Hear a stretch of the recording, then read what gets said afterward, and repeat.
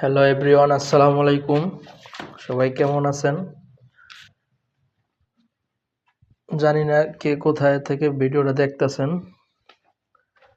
আজ আমার জীবনের ফার্স্ট টাইম বিদেশে আইসা পাক করলাম। দেখেন কি কি পাক করছি, এদেরকে দেখাই। এই যে ভাত ভাত পাক করছি, আর এই হইছে তরকারি। তরকারি বলতে ডিম আলু দিয়া পাক করছি। জানি না কেমন হইছে, অবশেষে খাইলে বুঝতে পারবো। ঠিক আছে,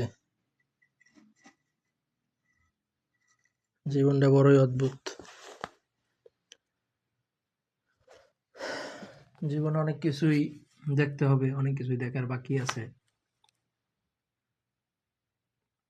শুনছি ধৈর্য ধরলে ধৈর্যের ফল মিষ্টি হয়।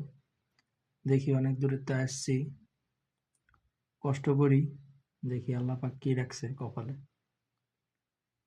তাই খাওয়া দাওয়া করি, সবাই দোয়া করবেন জানি প্রবাস জীবন সফল হয়।